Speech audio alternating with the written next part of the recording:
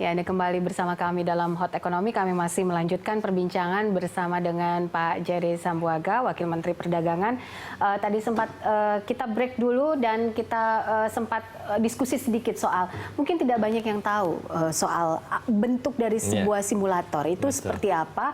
Lalu kalau masyarakat atau anak-anak milenial itu pastinya taunya nowadays adalah sesuatu yang berhubungan dengan game, dengan AI. Nah, ini seperti apa, Pak? Ya, oke. Jadi begini, waktu kemarin kebetulan kami berkesempatan ya untuk mengunjungi salah satu pelaku soal untuk simulator ini. Kami melihat beberapa alat instrumen yang menurut hemat kami itu gunanya sangat luar biasa. Contoh misalnya simulator untuk alat kesehatan. Ya. Itu kebetulan saya mencoba waktu itu di tempat tersebut melihat memakai alatnya, melihat anatomi tubuh dari individu-individu, ya. Bisa kelihatan ototnya, sarafnya, ya, lalu hal-hal yang organ-organ yang bisa dilihat secara virtual. Without touching, tanpa menyentuh. Tanpa menyentuh. Oke. Dan itu saya pikir bisa dijadikan salah satu instrumen ya, untuk bisa memberikan training, ya, training kepada contohnya misalnya ya mahasiswa-mahasiswa kedokteran, ya kan, siswa-siswa yang memang berkecimpung di bidang medis ya dan seterusnya ya. Dan ini tidak hanya menjawab kebutuhan untuk pendidikan secara umum, tetapi juga misalnya memberikan jawaban kepada mereka-mereka yang mungkin melakukan pendidikan secara virtual ya, yang tidak bisa datang secara fisik ke sekolah diakibatkan karena mungkin pandemi, karena mungkin keterbatasan infrastruktur dan lain sebagainya. Dan itu bisa dilihat dan dirasakan dan dipraktikkan dan digunakan langsung oleh peserta didik. Ya, itu kan salah satu alternatif ya dengan memanfaatkan teknologi dan juga memanfaatkan alat simulator ini untuk memberikan semacam solusi. Itu satu.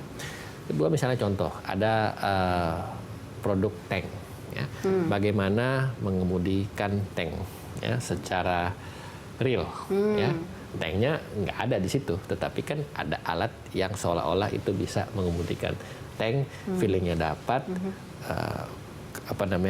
sensasinya dalam mengemudikan tank itu dapat, dari mulai gasnya, remnya, setirnya, alat-alat yang ada di situ, dan merasakan secara real, ya, dan juga melihat medannya melalui sebuah alat yang dipasang di kepala kita dan seterusnya. Seperti VR ya. Seperti VR. Dan itu kan bisa sekali lagi memberikan semacam training, ya kan, semacam pendidikan buat mereka yang misalnya untuk mengasah kemampuan mereka, ya, baik itu untuk pihak militer atau mungkin pihak-pihak yang membutuhkan hal yang seperti itu. Lalu mungkin senjata, ya, itu saya pikir menjawab juga kebutuhan misalnya industri pertahanan, ya, yang mungkin selama ini secara infrastruktur mungkin bisa diberikan kesempatan untuk simulator ini untuk bisa memberikan solusi, ya. Kenapa? Karena begini contohnya. Peluru-peluru yang digunakan ada berapa banyak, ya kan, senjata yang digunakan ada berapa banyak. Tetapi dengan simulator ini kita efisiensi di cost, ya, efisiensi di alat, ya, pemeliharaan dan seterusnya. Dengan hanya menggunakan satu itu bisa memberikan semacam training dan juga session kepada para peserta yang bisa ingin manfaatkan teknologi tersebut. Nah, hal seperti itu kan asas manfaat kegunaan, ya, dan tentunya ini juga bisa menjadi alternatif sekali lagi, karena kan yang kita lihat ini kan tidak hanya produk-produk mentah ya, tetapi sebuah produk yang sudah diolah atau sebuah bahan yang sudah diolah yang mungkin setengah jadi, 3/4 jadi, bahkan sudah jadi, yang memiliki di industri hilirnya memiliki nilai tambah yang tinggi, dan saya pikir itu sesuai juga dengan amanat dari Bapak Presiden yang itu yang menjadi PR. Yang menjadi PR dan juga menjadi tugas kita bersama khususnya pemerintah untuk bisa memprioritaskan dan menitikberatkan dan juga mengembangkan ya produk-produk apa yang bisa kita ekspor. Karena kan kita juga harus think out of the box ya untuk ya ekspor produk lain saya pikir bagus, semuanya bagus ya. Tetapi kalau memang ada lain yang bisa kita berdayakan dan kita maksimalkan, why not? Itu sebuah kesempatan ya yang saya pikir inovasi dan juga secara cost, secara efisiensi itu bisa lebih membuat kita saving di beberapa sektor dan beberapa bagian yang sehingga kita pada akhirnya dan pada ujung-ujungnya bisa memberikan semacam nilai lebih yang lebih positif. Ya.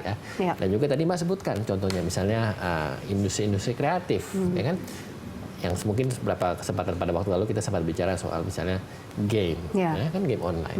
Itu kan kita bisa lihat bagaimana misalnya, kan kita kan sangat bangga ketika kita mempunyai produk lokal yang 100% adalah karya anak bangsa, sebagaimana program pemerintah adalah bangga dengan buatan Indonesia, yang kita bisa enhance dan kita ekspor keluar dan dimainkan dan dipakai dan dikonsumsi dan juga digunakan oleh global. Ya. Dan itu secara cost, secara alur dan secara proses dan secara ritme itu kan jauh lebih cepat dan jauh lebih efisien, dan itu bisa digunakan secara daring, secara online ya, oleh seluruh masyarakat, tidak hanya di Indonesia tapi juga di luar negeri. Ya. Pak Menteri, ini games ini kan memang baru-baru ini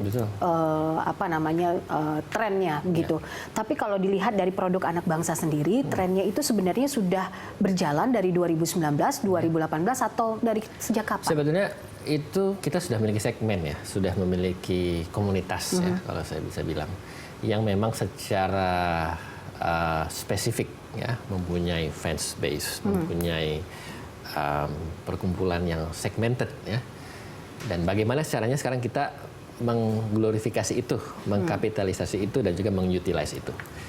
Nah, ini yang menjadi tantangan memang ya. Tapi sudah banyak beberapa yang memang sudah berkesempatan ya untuk memproduksi itu, dan juga bahkan beberapa waktu lalu kami sempat bertemu dengan salah satu creator konten ya, yang memang memiliki agenda untuk ekspor keluar ya.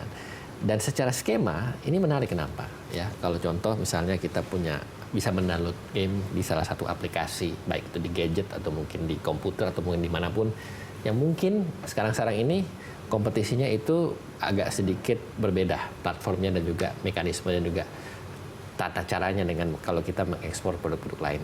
Mungkin kalau kita download gratis, ya, free ya buat pengguna ya, baik itu di gadget maupun juga di komputer. Yeah. Tetapi misalnya contohnya, karena saya alami sendiri nih, saya download game, terus saya secara gratis saya main gitu kan. Nah, tetapi misalnya kita menuju next level atau kita mau menggunakan fitur-fitur tertentu, itu harus berbayar. Yeah. Nah, berbayar itulah ya yang pada akhirnya itu kan pemasukan buat Indonesia. Yeah. Yang tentu kita akan kerjasama dengan vendor dan juga tentu dengan beberapa pihak. Tetapi kan ujung-ujungnya ini kan yang bisa menjadi salah satu pemasukan buat kita, menambah devisa buat kita, dan juga meningkatkan ekspor. Karena kan pemahaman ekspor kan tidak hanya lagi diletakkan kepada sebuah definisi yang tradisional, tapi kan bagaimana arus pertukaran barang dan jasa, dan juga sesuatu yang menjadi pemasukan buat bangsa Indonesia, itu bisa terrealisasi dengan baik. Yeah. Itu salah satu contohnya di tengah segala kemajuan teknologi yang kita hadapi sekarang ini dan yang kita sedang jalani sekarang ini, ternyata itu bisa menjadi salah satu jawaban dan salah satu alternatif dan solusi untuk kita bisa memberdayakan itu, dan itu masif gitu. Dan itu tidak hanya untuk salah satu kelompok masyarakat di wilayah atau negara tertentu, tapi juga di negara-negara lain, dan itu juga sangat global. Nah, saya pikir ini luar biasa potensinya. Ya, kalau kita mungkin sedikit melihat ya pengalaman negara-negara lain seperti Korea Selatan, salah satu nilai ekspor terbesar mereka itu menurut data yang kami punya itu game online, bahkan melewati K-pop ya. Dan itu saya pikir bisa menjadi salah satu, sekali lagi, alternatif ya untuk banyak pihak, khususnya untuk bahasa Indonesia, untuk bisa memasarkan itu, mengencourage itu, dan tentunya ujung-ujungnya adalah menambahkan devisa dan juga menambahkan nilai buat kita, sehingga ekspor kita, industri kita itu bisa berkembang dan maju, dan kedepannya bisa menjadi salah satu solusi. Oke. Industri kreatif bisa jadi salah satu solusi untuk menambah devisa kita dari sisi perdagangan. Untuk itu mungkin ini boleh di-challenge ya untuk anak-anak muda yang ingin membuat game online baru, beserta komponen-komponennya, karena pemerintah siap untuk mendukung itu. Nanti kita akan kembali lagi untuk membicarakan bagaimana industri kreatif ini berbasis teknologi khususnya bisa terus berkembang dan menjadi salah satu pendapatan baru untuk Indonesia. Bersama kami dalam Hot Economy.